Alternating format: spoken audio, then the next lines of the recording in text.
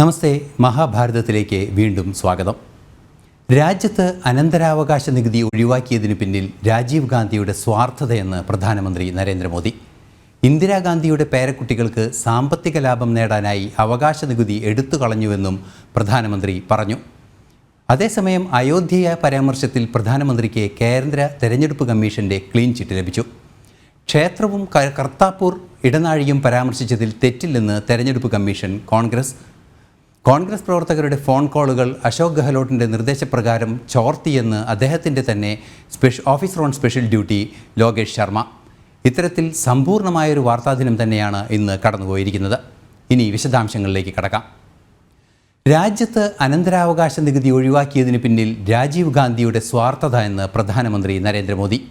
രാഹുലിനും പ്രിയങ്കയ്ക്കും വരുണിനുമാണ് ഇന്ദിരാഗാന്ധി ഭൂസ്വത്തുക്കളുടെ അനന്തരാവകാശം നൽകിയത്. 1984 ഇന്ദിരാഗാന്ധി മരിച്ചു. 85 ബജറ്റിൽ രാജീവ് ഗാന്ധി അനന്തരാവകാശ നികുതി ഒഴിവാക്കിയെന്നും പ്രധാനമന്ത്രി പറഞ്ഞു. 1985 ബജറ്റിലാണ് അനന്തരാവകാശ നികുതി ഒഴിവാക്കിയത്. 1984 ഇന്ദിരാഗാന്ധിയുടെ മരണശേഷം പേരക്കുട്ടികൾക്ക് ലഭിച്ച സ്വത്തിൽ നികുതി ബാധ്യത ഒഴിവാക്കാനായിരുന്നു നടപടിയെന്നും പ്രധാനമന്ത്രി പറഞ്ഞു.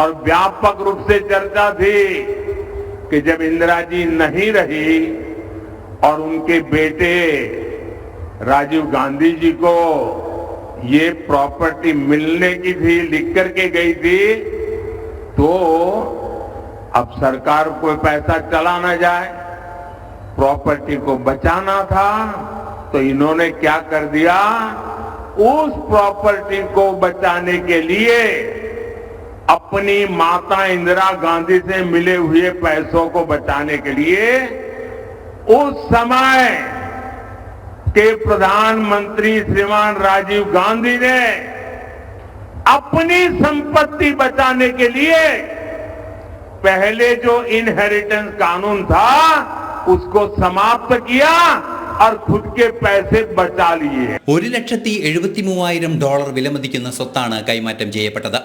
അത്തരത്തിൽ ഒഴിവാക്കിയ നികുതി പുനഃസ്ഥാപിക്കണമെന്നാണ് കോൺഗ്രസ് ആവശ്യപ്പെടുന്നത്. സ്വന്തം താൽപ്പര്യത്തിനു വേണ്ടി രാജ്യത്തിൻ്റെ നികുതി ഘടനയെ തന്നെ അട്ടിമറിച്ച പാരമ്പര്യമാണ് കോൺഗ്രസിനുള്ളത്. കോൺഗ്രസ് അധികാരത്തിൽ വന്നാൽ പട്ടികജാതി പട്ടികവർഗ വിഭാഗങ്ങളുടെ സംവരണം അട്ടിമറിക്കുമെന്ന് പ്രധാനമന്ത്രി ആവർത്തിച്ചു. നാഷണൽ ഡെസ്ക്, ജനം. അയോധ്യ പരാമർശത്തിൽ പ്രധാനമന്ത്രിക്ക് കേന്ദ്ര തെരഞ്ഞെടുപ്പ് കമ്മീഷന്റെ ക്ലീൻ ചിറ്റ്. ക്ഷേത്രവും കർത്താപൂർ ഇടനാഴിയും പരാമർശിച്ചതിൽ തെറ്റില്ലെന്ന് തെരഞ്ഞെടുപ്പ് കമ്മീഷൻ. ഉത്തർപ്രദേശിൽ നടന്ന തെരഞ്ഞെടുപ്പ് റാലിയിൽ പ്രസംഗിച്ച പ്രധാനമന്ത്രി മതപരമായ വിഷയം പരാമർശിച്ചു എന്നായിരുന്നു പരാതി. ഇക്കഴിഞ്ഞ 9-ന് ഉത്തർപ്രദേശിലെ പിലീഭത്തിൽ നടന്ന NDAയുടെ തെരഞ്ഞെടുപ്പ് റാലിയിൽ പ്രധാനമന്ത്രി നടത്തിയ പ്രസംഗത്തിലെ പരാമർശങ്ങളാണ് പരാതിക്കിടയാക്കിയത്. അയോധ്യ രാമക്ഷേത്രം സാധ്യമാക്കിയതിനു പിന്നിലെ BJPയുടെ ത്യാഗത്തിന്റെയും നിലപാടുകളുടെയും വിവരങ്ങൾ പ്രധാനമന്ത്രി പ്രസംഗത്തിൽ ഉൾപ്പെടുത്തി. എന്നാൽ ഇതിൽ ചട്ടലംഘനമില്ലെന്നും തെരഞ്ഞെടുപ്പ് പത്രികയിൽ വ്യക്തമാക്കിയ അയോധ്യ വിഷയം പ്രധാനമന്ത്രി ഉദ്ധരിച്ചത് ഭരണ നേട്ടമായി മാത്രമേ വിലയിരുത്താൻ കഴിയൂവെന്നും കമ്മീഷൻ വ്യക്തമാക്കി. ഭാരതത്തിലെയും പാകിസ്ഥാനിലെയും സിഖ് ആരാധനാലയങ്ങൾ ബന്ധിപ്പിച്ചുള്ള കർത്താപൂർ സർക്യൂട്ട് പദ്ധതിയും രാഷ്ട്രീയ ഭേദമന്യേ അംഗീകരിക്കപ്പെട്ടതാണ്. കഴിഞ്ഞ 10 വർഷക്കാലത്തെ ഭരണ നേട്ടങ്ങളിൽ ഇടം പിടിച്ച പദ്ധതികളെ മതപരമായ വിഷയമെന്ന രീതിയിൽ മാത്രം പരിഗണിക്കാനാവില്ല എന്ന വിലയിരുത്തലാണ് തെരഞ്ഞെടുപ്പ് കമ്മീഷന്റെ ഇന്നലെ ചേർന്ന യോഗത്തിലുണ്ടായത്. ഒരു സുപ്രീം കോടതി അഭിഭാഷകൻ നൽകിയ പരാതി ഉദ്ധരിച്ച് പ്രധാനമന്ത്രിയെ ആക്രമിച്ച പ്രതിപക്ഷത്തിനുള്ള മറുപടി കൂടിയാണ് കേന്ദ്ര തെരഞ്ഞെടുപ്പ് കമ്മീഷന്റെ നിലപാട്. ജനം, ഡൽഹി. കോൺഗ്രസ് പ്രവർത്തകരുടെ ഫോൺ കോളുകൾ അശോക് ഗെഹ്ലോട്ടിന്റെ നിർദ്ദേശപ്രകാരം ട്രാക്ക് ചെയ്തതായി മുൻ OSD. രാജസ്ഥാൻ മുൻ മുഖ്യമന്ത്രിയായ അശോക് ഗെഹ്ലോട്ടിന്റെ officer on special duty Lokesh ശർമ്മയാണ് ഈ ആരോപണം ഉന്നയിച്ചത്. സച്ചിൻ പൈലറ്റിന്റെ അടക്കം ഫോൺ കോൾ റെക്കോർഡുകൾ ഗെഹ്ലോട്ട് നൽകിയെന്നും അവ മാധ്യമങ്ങൾക്കായി പങ്കിടാൻ നിർദ്ദേശിച്ചെന്നും അദ്ദേഹം പറഞ്ഞു. 2020 സച്ചിൻ പൈലറ്റും 18 MLA-മാരും സർക്കാരിനെതിരെ തിരിഞ്ഞതോടെ രാജസ്ഥാനിൽ രാഷ്ട്രീയ പ്രതിസന്ധി ഉടലെടുത്തു. അന്ന് സച്ചിൻ പൈലറ്റിനെതിരെ അശോക് ഗെഹ്ലോട്ട് നിരീക്ഷണം ഏർപ്പെടുത്തി. സച്ചിൻ പൈലറ്റിന്റെയും മറ്റ് വിമതരുടെയും ഫോൺ കോളുകൾ ചോർത്തി. ഫോൺ റെക്കോർഡിംഗുകൾ അടങ്ങിയ രേഖകൾ ഗെഹ്ലോട്ട് തനിക്ക് കൈമാറിയെന്നും അത് മാധ്യമങ്ങൾക്ക് നൽകാൻ നിർദ്ദേശിച്ചുവെന്നും ലോകേഷ് ശർമ്മ പറഞ്ഞു. मुख्यमंत्री अशोक गहलोत ने मुझे ये पेन ड्राइव और एक ये टाइप पेपर दिया. इस पेन ड्राइव में इस पेन ड्राइव में वो तीनों ऑडियो क्लिप्स थी जिसको मैंने आप सभी के माध्यम से जनता तक पहुंचाया। इस पेपर में कथित रूप से गजेंद्र सिंह शेखावत जी, जो तत्कालीन केंद्रीय मंत्री थे, दिवंगत हमारे विधायक भंवरलाल शर्मा जी और एक कोई संजय जैन, इन तीनों की बातचीत का हवाला दिया गया था। और इस पेन ड्राइव में ये सारी चीजें थी। पेन ड्राइव और ये पेपर देकर मुझे कहा कि तुरंत जाइए और मीडिया को ये ऑडियो क्लिप्स सर्कुलेट कर दीजिए। मंत्री गजेंद्र सिंह जी को इसमें इन्वॉल्व किया गया और ये आरोप लगाया गया कि बीजेपी के लोग सचिन पायलट के साथ मिलकर या बाकी के और जो विधायक हैं उनके साथ मिलकर सरकार को गिराना चाहते हैं। ക്രൈംബ്രാഞ്ചിന്റെ ചോദ്യം ചെയ്യലിൽ താൻ ഇത് വെളിപ്പെടുത്തിയില്ല. ജയ്പൂരിൽ ഒരു പത്രസമ്മേളനത്തിലാണ് ലോകേഷ് ശർമ്മ ഇക്കാര്യം വെളിപ്പെടുത്തിയത്. ലോക്സഭാ തെരഞ്ഞെടുപ്പിന് മുൻപുള്ള ശർമ്മയുടെ ആരോപണം കോൺഗ്രസിന് വൻ തിരിച്ചടിയാകും. നാഷണൽ ഡെസ്ക്, ജനം. കോൺഗ്രസിനെ വെട്ടിലാക്കിയ രാജസ്ഥാൻ മുൻ മുഖ്യമന്ത്രി അശോക് ഗെഹ്ലോട്ടിന്റെ OSDയുടെ വെളിപ്പെടുത്തൽ സംബന്ധിച്ച് വിശദാംശങ്ങളുമായി ഇപ്പോൾ ഗൗതം അനന്തനാരായണൻ നമ്മോടൊപ്പം ചേരുന്നുണ്ട്. ഗൗതം, എന്താണ് ഇത് സംബന്ധിച്ച കൂടുതൽ വിവരങ്ങൾ? ഫോൺ ടാപ്പിംഗ് വിവാദത്തിൽ രാജസ്ഥാൻ മുൻ മുഖ്യമന്ത്രി അശോക് ഗെഹ്ലോട്ടിന്റെ OSD ആയിരുന്ന ലോകേഷ് ശർമ്മയെ നേരത്തെ തന്നെ ഡൽഹി പോലീസിലെ ക്രൈംബ്രാഞ്ച് ചോദ്യം ചെയ്തതാണ്. ഇന്നിപ്പോൾ ജയ്പൂരിൽ ലോകേഷ് ശർമ്മ വാർത്താ സമ്മേളനം നടത്തി ഈ വിഷയത്തിൽ കൂടുതൽ തെളിവുകൾ പുറത്തുവിടുകയാണ് ചെയ്തത്. ലോകേഷ് ശർമ്മ ചൂണ്ടിക്കാണിക്കുന്നത് അന്ന് മുഖ്യമന്ത്രിയായിരുന്ന അശോക് ഗെഹ്ലോട്ടിന്റെ നിർദ്ദേശപ്രകാരമാണ് താൻ ഇത്തരം പ്രവർത്തനങ്ങളിൽ ഏർപ്പെടേണ്ടി വന്നത്. അന്ന് കോൺഗ്രസിന്റെ ഉപമുഖ്യമന്ത്രി സ്ഥാനത്ത് ഇരുന്ന സച്ചിൻ പൈലറ്റിന്റെ ഫോണ് ഉൾപ്പെടെ ടാപ്പ് ചെയ്യണം എന്ന നിർദ്ദേശമാണ് അശോക് ഗെഹ്ലോട്ട് നൽകിയത് എന്നാണ് ലോകേഷ് ശർമ്മ വ്യക്തമാക്കുന്നത്. നമുക്കറിയാം 2020-21 കാലഘട്ടത്തിൽ രാജസ്ഥാനിൽ കോൺഗ്രസിനകത്ത് വലിയ തോതിലുള്ള അധികാര വടംവലി നിലനിൽക്കുന്ന ഒരു കാലഘട്ടമാണ്. മുഖ്യമന്ത്രി അശോക് ഗെഹ്ലോട്ടിനെ താഴെ ഇറക്കുന്നതിന് വേണ്ടി കോൺഗ്രസിനകത്ത് തന്നെ വലിയ തോതിലുള്ള പടയൊരുക്കം നടക്കുകയും അതുമായി ബന്ധപ്പെട്ട് സച്ചിൻ പൈലറ്റിന്റെ നേതൃത്വത്തിൽ ഒരു വിഭാഗം കോൺഗ്രസ് MLA-മാർ ഹരിയാനയിൽ റിസോർട്ടിൽ കഴിയുകയും ഒക്കെ ചെയ്യുന്നൊരു സാഹചര്യമുണ്ടായി. ആ സമയത്തൊക്കെ സച്ചിൻ പൈലറ്റിൻ്റെ ഫോണ് ടാപ്പ് ചെയ്യാൻ വേണ്ട നടപടിക്രമങ്ങൾ മുഖ്യമന്ത്രിയുടെ ഭാഗത്ത് നിന്ന് ഉണ്ടായി എന്നാണ് ലോകേഷ് ശർമ്മ ഇപ്പോൾ തുറന്ന് പറയുന്നത്. മാത്രമല്ല, കേന്ദ്രമന്ത്രി ഗജേന്ദ്ര സിംഗ് ഷെഖാവത്ത് അടക്കമുള്ളവരുടെ ഫോണുകൾ ടാപ്പ് ചെയ്തുവെന്നും ആ ഫോണിൻ്റെ രേഖകൾ, അതിൽ നിന്നും ലഭിച്ച രേഖകൾ അത് സോഷ്യൽ മീഡിയയിൽ ഉൾപ്പെടെ വിതരണം ചെയ്യണം എന്ന രീതിയിലുള്ള ചില പ്രതികരണം മുഖ്യമന്ത്രി അശോക് ഗെഹ്ലോട്ടിൻ്റെ ഭാഗത്ത് നിന്ന് ഉണ്ടായി എന്നും ഗെഹ്ലോട്ടിൻ്റെ തന്നെ OSD ആയിരുന്ന ലോകേഷ് ശർമ്മ വ്യക്തമാക്കുന്നു. നമുക്കറിയാം, ലോക്സഭാ തെരഞ്ഞെടുപ്പ് നടക്കുകയാണ്.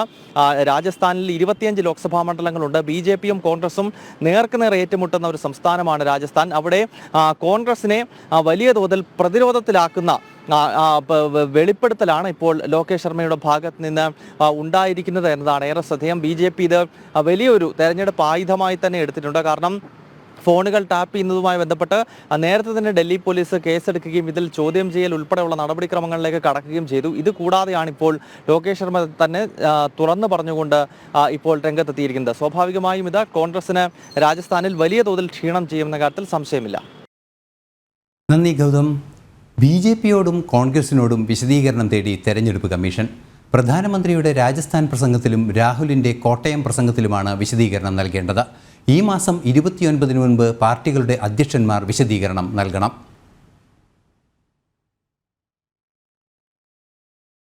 രാജ്യത്തിന്റെ വിഭവം കൂടുതലായും നൽകേണ്ടത് മുസ്ലിം വിഭാഗത്തിനാണെന്ന മുൻ പ്രധാനമന്ത്രി മൻമോഹൻ സിംഗ് നടത്തിയ പരാമർശം ഉദ്ധരിച്ച് നരേന്ദ്രമോദി കഴിഞ്ഞ 21-ന് രാജസ്ഥാനിലെ ബെൻസ്വരയിൽ നടത്തിയ പ്രസംഗത്തിലാണ് BJP-യോട് കേന്ദ്ര തെരഞ്ഞെടുപ്പ് കമ്മീഷൻ വിശദീകരണം ആവശ്യപ്പെട്ടത്.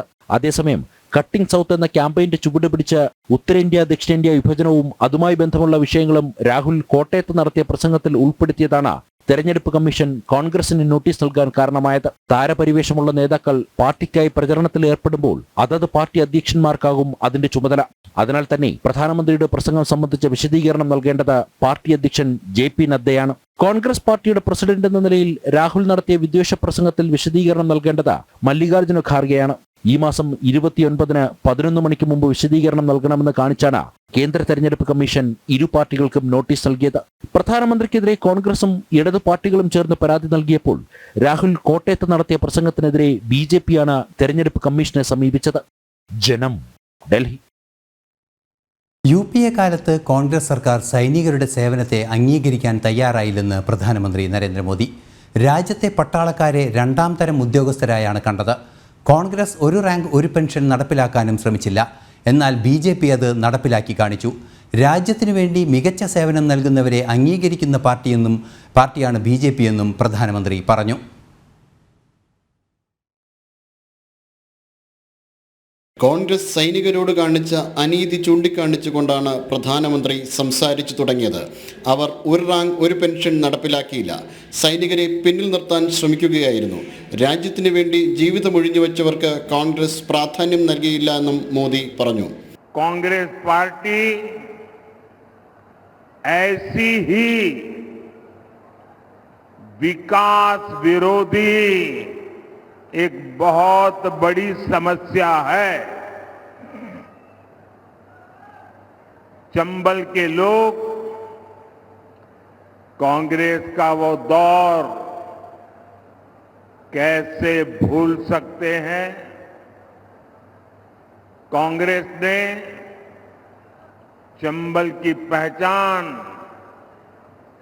खराब कानून व्यवस्था ऐसे क्षेत्र के तौर पर बना दी थी. കോൺഗ്രസിന് കുടുംബമാണ് പ്രധാനം. രാജ്യത്തെ ദാരിദ്ര്യത്തിലേക്ക് തള്ളിവിടാനാണ് അവർ ശ്രമിച്ചത്. കുടുംബത്തിന് കൂടുതൽ സ്വത്ത് സമ്പാദിക്കാൻ കോൺഗ്രസ് രാജ്യത്തെ നിയമങ്ങളെ പോലും അട്ടിമറിക്കാൻ ശ്രമിച്ചു. ഇപ്പോൾ അവർ രാജ്യത്തെ പിന്നോക്കക്കാരിൽ നിന്നും സംവരണം തട്ടിപ്പറിച്ച് മുസ്ലിം വോട്ട് ബാങ്കിനായി ശ്രമിക്കുന്നുവെന്നും അദ്ദേഹം പറഞ്ഞു. മധ്യപ്രദേശിൽ വിജയ് സങ്കൽപ് യാത്രയിൽ സംസാരിക്കുകയായിരുന്നു നരേന്ദ്രമോദി. നാഷണൽ ഡെസ്ക്, ജനം. മുസ്ലിം വിഭാഗത്തെ OBC പട്ടികയിൽ ഉൾപ്പെടുത്താനുള്ള കർണാടക സർക്കാരിൻ്റെ നീക്കം വോട്ട് ബാങ്ക് ലക്ഷ്യം വെച്ചുള്ള പ്രീണന രാഷ്ട്രീയമെന്ന് UP മുഖ്യമന്ത്രി യോഗി ആദിത്യനാഥ്.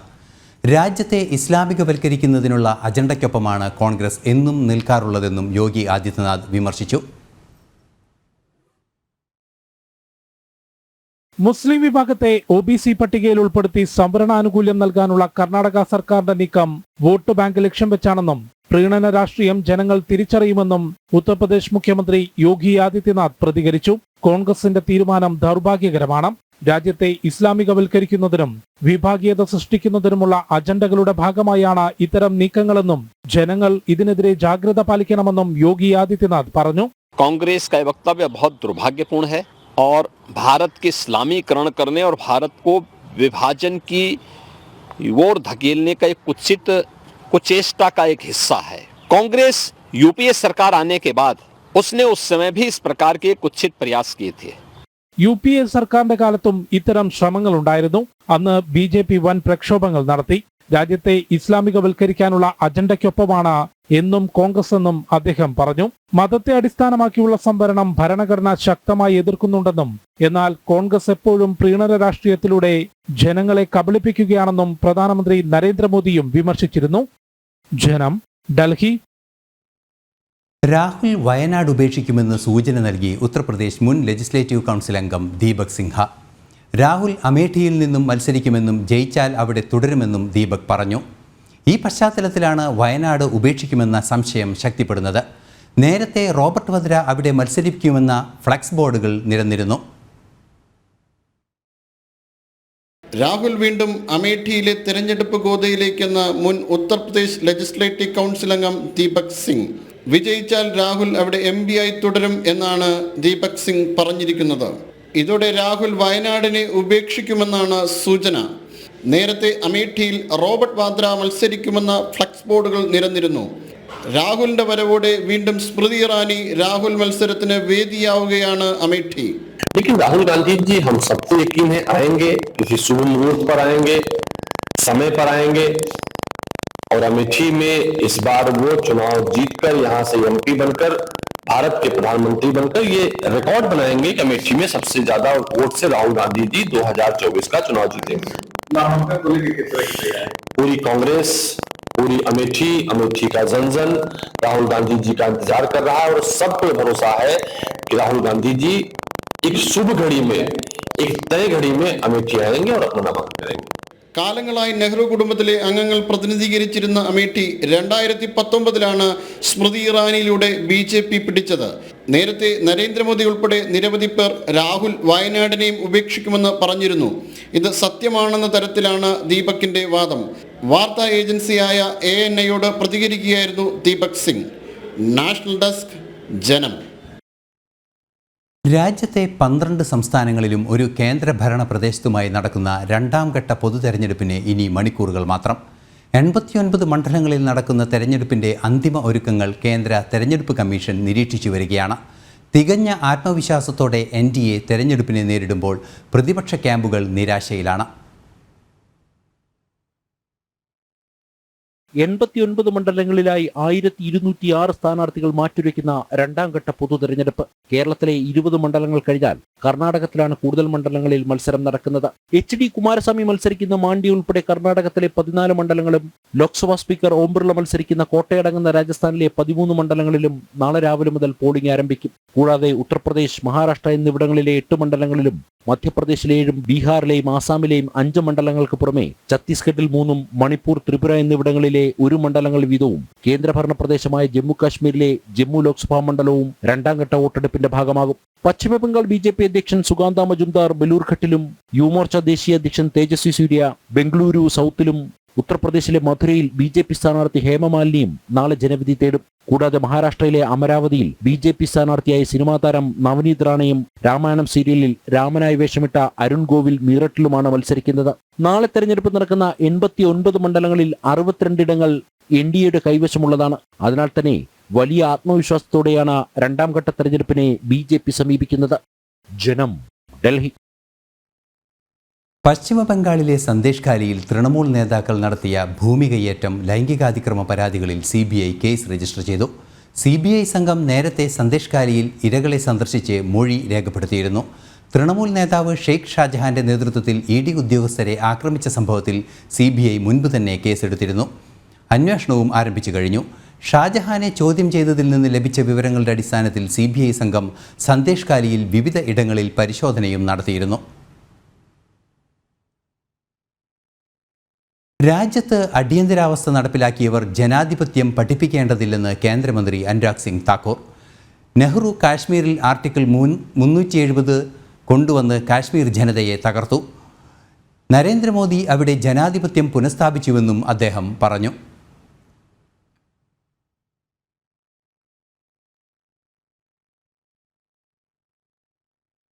കോൺഗ്രസ് മുസ്ലിം സമുദായത്തിൽ ഭീതി പരത്തി വോട്ട് നേടാൻ ശ്രമിക്കുകയാണെന്ന് കേന്ദ്രമന്ത്രി ഗിരിരാജ് സിംഗ്. കോൺഗ്രസ് അധികാരത്തിൽ വന്നാൽ തങ്ങൾക്ക് വോട്ട് ചെയ്യാത്തവരുടെ ഭൂമി തട്ടിയെടുക്കുമെന്നും അവർ സ്ത്രീകളെ ഭീഷണിപ്പെടുത്തുന്നുവെന്നും അദ്ദേഹം പറഞ്ഞു. തമിഴ്നാട്ടിലെയും കർണാടകത്തിലെയും കോൺഗ്രസ് മുന്നണി പ്രീണനത്തിൻ്റെ പരകോടിയിലെത്തിയെന്നും അദ്ദേഹം വ്യക്തമാക്കി.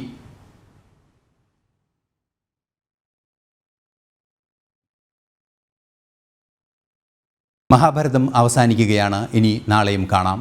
നമസ്തേ.